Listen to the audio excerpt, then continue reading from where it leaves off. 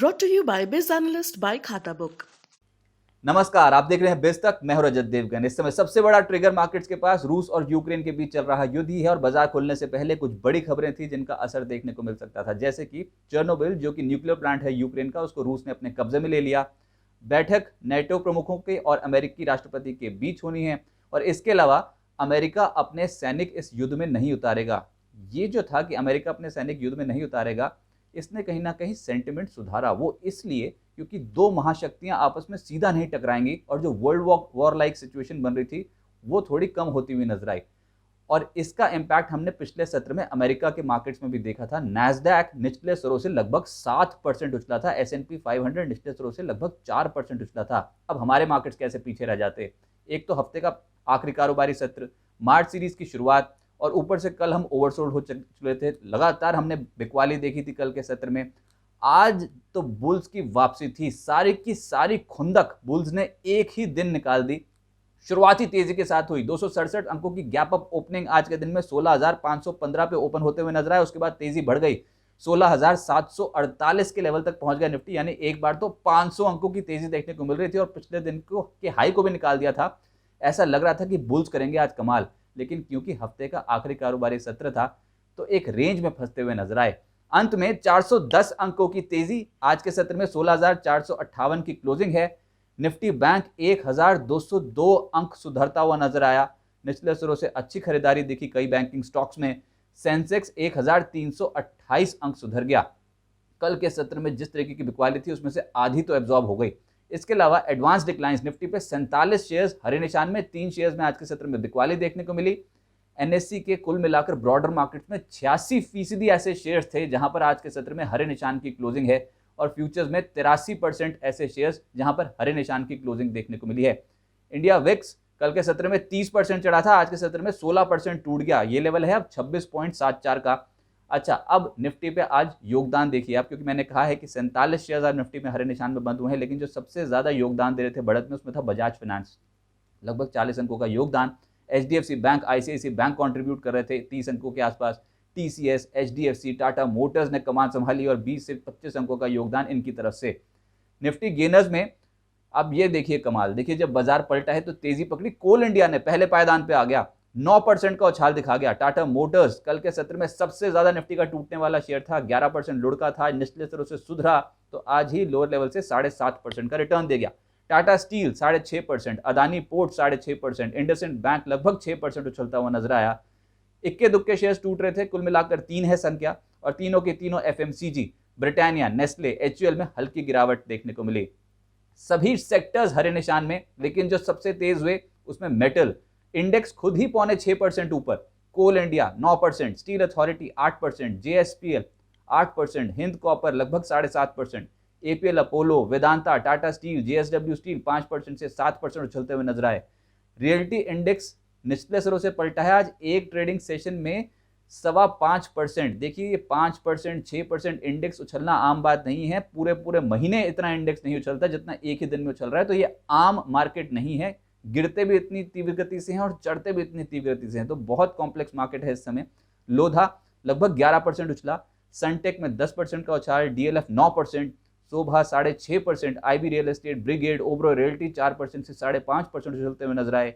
Media index भी आज पलट गया, लगभग 4.5% तो इंडेक्स ही उछला है। TV18 ब्रॉडकास्ट 10.5% निचले स्तरों से। इसके अलावा हैथवे आज 6% का उछाल दिखा गया। PVR, जी एंटरटेनमेंट, सन टीवी, नजारा जैसी कंपनियां जो हैं उनके रिटर्न शार्प थे। सरकारी बैंक आज सामने आए और इसमें यहाँ पर PNB लगभग 9.5% ऊपर, JNK बैंक 8.5% ऊपर, bank of India, bank of Baroda और IOB जैसे स्टॉक 5.5% से 6.5% बढ़ते हुए नजर आए। कैन बैंक और यूनियन बैंक में भी 4.5% से 5.25% की कमाई। इसके अलावा CPSE यानी कि सरकारी कंपनियां आज उछली हैं, जिसमें NBCC पहले पायदान पे है, लगभग 14% का रिटर्न दे गया। कोल इंडिया तो तेज था ही, निफ्टी का टॉप गेनर है। BEL 6.5%, दिन के उच्चतम स्तर के आसपास की closing. NLC India, NMDC, NTPC भी 4.5% से 6% उछलते हुए नजर आया और पावर ग्रिड यहां पर भी तेजी देखने को मिली। प्राइवेट बैंक्स इंडेक्स 4.25% उछला है और तेज जो हुआ है उसमें RBL बैंक है 9%, IDFC first bank 8.5%, IndusInd bank 6%, बंधन बैंक, एक्सिस बैंक और कोटक महिंद्रा बैंक। इसके अलावा sugar stocks, Mawana sugar 9.5%, in fact जब ये सेक्टर चलता है सब स्टॉक्स चलते हैं, तो Andhra sugar, KM sugar, Dwarikesh sugar, Dhampur sugar 5.75% से 8% का रिटर्न, और मगध शुगर, उत्तम शुगर 6% से 6.5%। आपको लग रहा होगा ये रिटर्न मिस कैसे हो गए। देखिए कल हिम्मत थी नहीं खरीदने की, ब्लड बाथ देखने को मिल रहा था मार्केट में, और ऐसी सिचुएशन में जिसने भी हिम्मत जुटाई उसको ओवरनाइट रिस्क का बेनिफिट मिला। एक दिन उसने पोजीशन संभाली और अगले दिन बाजार पलट गया। अब ये रोज रोज नहीं होगा, मार्केट में बहुत वोलेटिलिटी देखने को मिल रही है, किस साइड जाएंगे ये अभी तक स्पष्ट है नहीं, और हमने बहुत इंपॉर्टेंट लेवल्स मार्केट के इस हफ्ते तोड़े हैं। सिस्टमैटिक इन्वेस्टमेंट एकमात्र कुंजी है इस समय बाजार में कमाई की। अगर सिस्टमैटिक इन्वेस्टमेंट स्टार्ट भी किया होता है तो एक ही दिन में आज के सत्र में कमाई हो जाती, लेकिन अभी भी सिचुएशन इतनी अच्छी है नहीं। क्या कुछ बयान आ जाता है इंटरनेशनल फ्रंट पे पता नहीं, और सोमवार तक बहुत समय है, इंटरनेशनल डेवलपमेंट्स बहुत सारी देखने को मिलेंगी। इसके अलावा एफएनओ गेनर्स, एनबीसीसी 13% ऊपर, वायदा कारोबार पे जो चढ़ा है लेटर हाफ में वो है डिक्सन टेक लगभग 9.5%, पीएनबी 9%, रेन इंडस्ट्रीज नतीजों से पहले 9% पलट गया, कोल इंडिया 9% ऊपर, DLF, RBL bank, GMR infra, BHEL, IRCTC. सूची बहुत लंबी है एफएनओ गेनर्स की, क्योंकि कुल मिलाकर 83% शेयर एफएनओ के हरे निशान पर बंद हुए हैं। लूजर्स में आज आप पाएंगे पीएफसी को, एचपीसीएल, डॉक्टर लाल पाथलैब्स, मेट्रोपोलिस और ब्रिटानिया जैसे स्टॉक्स में हल्की गिरावट देखने को मिली। गेनर्स में मिड कैप कंपनियां भी आज उछली हैं, बहुत बिटाई ऑलरेडी हो चुकी थी, लेकिन रिटर्न्स देखिए, एडवांस एंजाइम पलटा तो एक ही दिन में 18.5%। गरवारे हाईटेक ये कर रहा है कमाल, कल के सत्र में भी नहीं गिरा था जब बाजार ताबड़तोड़ बिकवाली दिखा रहा था। गरवारे कल भी पॉजिटिव था, लेकिन आज तो पॉजिटिविटी और बढ़ गई, लगभग 14% का रिटर्न। जेएम फाइनेंशियल में भी इतना ही रिटर्न देखने को मिला।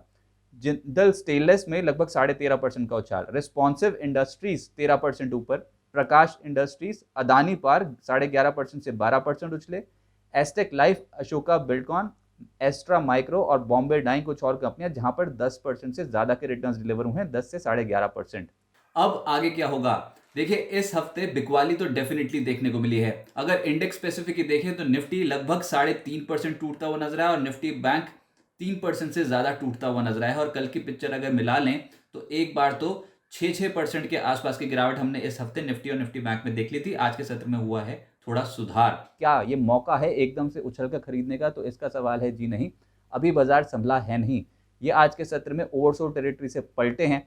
अब देखते हैं कि यहाँ पर इंटरनेशनल डेवलपमेंट्स क्या होती हैं, और अगर हाँ युद्ध की सिचुएशन अगर थोड़ी कूल ऑफ हो जाती है तो उसका एक बड़ा इम्पैक्ट वर्ल्ड मार्केट पे देखने को मिलेगा। इसलिए हम बार बार कह रहे हैं कि बॉटम पकड़ना बाजार का बहुत मुश्किल है, आप नियमित निवेश करते चलें। अब अमेरिकी राष्ट्रपति और नाटो प्रमुखों के बीच में क्या फैसला होता है वो इम्पॉर्टेंट है, और मार्केट्स के पर्सपेक्टिव से बाजार 6 महीने के निचले स्तर पे पहुंच चुका है।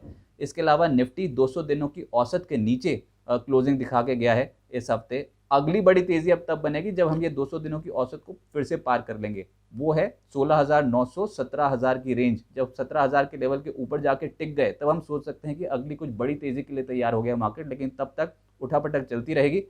लंबी अवधि के निवेशकों के लिए एक ही मैसेज है कि अपनी बेहतर फंडामेंटल वाली कंपनियों की लिस्ट तैयार रखिए, सिस्टमैटिकली अपने इन्वेस्टमेंट जो है उसको कंटिन्यू कीजिए। बाजार किस करवट बैठेगा कह नहीं सकते, और इंटरनेशनल न्यूज़ फ्लो बहुत डोमिनेट करेगा इस समय इंडियन मार्केट्स को।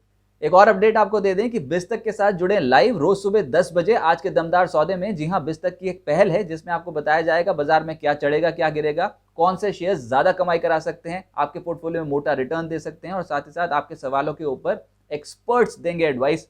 रोज सुबह 10 बजे रिमाइंडर सेट कर लीजिए आज के दमदार सौदे में जुड़े बिस्तक के साथ।